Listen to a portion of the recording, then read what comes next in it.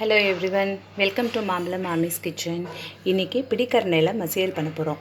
நான் என்ன பண்ணிருக்கேன்னா ஒரு 1/2 கிலோ பிடிக்கரணையை எடுத்து குக்கர்ல வச்சு பாயில் பண்ணி எடுத்து வச்சிட்டேன். இதுக்கு தோல் எடுத்துட்டு நான் ரெடி பண்ணி வெச்சுக்க போறேன். அதுக்கு தேவையான பொருட்கள் என்னென்னன்னு பாத்தீங்கன்னா ஒரு எலுமிச்சம்பழம், 2 பச்சை மிளகாய், ஒரு காஞ்ச மிளகாய், கொஞ்சம் இஞ்சி, உப்பு, பெருங்காயம். இப்போ பிடிக்கரணையை வந்து குக்கரில் நிறைய தண்ணி விட்டு 3 விசில் வர வச்சு ஸ்மாஷ் பண்ணி எடுத்து வச்சுட்டேன். இப்போ இதில் என்ன பண்ண போகிறேன்னா இது மேலே கொஞ்சம் மஞ்சப்பொடி, உப்பு தேவைக்கேற்ப சேர்த்து கொஞ்சம் 1/2 ஸ்பூன் மஞ்சப்பொடி சேர்த்துட்டேன். தேவையான அளவுக்கு உப்பு போட்டுக்க போகிறேன். இதுக்கு தாராளமாக 1/2 ஸ்பூன் உப்பு போடலாம்.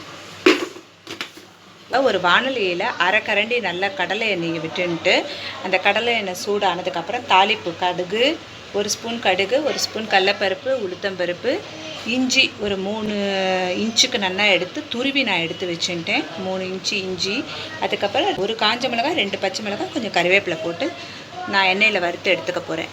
இந்த கடலைப்பருப்பு, உளுத்தம்பருப்பு, கடுகு வெடிச்சிருச்சு. இப்போ இந்த இஞ்சி,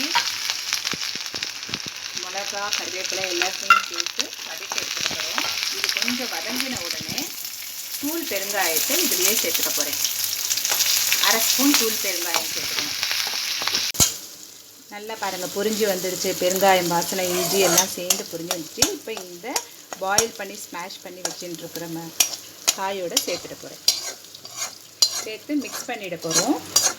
இதுக்கப்புறம் இந்த சூடு தணிஞ்ச பிறகு 1/2 பழம் எலுமிச்சம்பழம் அதில் பிழிய போகிறேன் நான். இப்போ எல்லாத்தையுமே போட்டு ஸ்மாஷ் பண்ணி எடுத்து வச்சுட்டேன். இதில் வந்து நான் 1/2 மூடி எலுமிச்சம்பழம் சேர்க்குறேன். உங்களுக்கு எவ்வளோ புளிப்பு தேவையோ அவ்வளோ சேர்த்துக்கோங்க. நான் 1/2 மூடி சேர்த்துட்டுருக்கேன். அதுக்கப்புறம் கட் பண்ணி வச்சுட்டுருக்கிற கொத்தமல்லியை மேலே போட்டு எடுக்கிறோம். பிடிக்கரணை மசியல் ரெடி ஆகிடுது.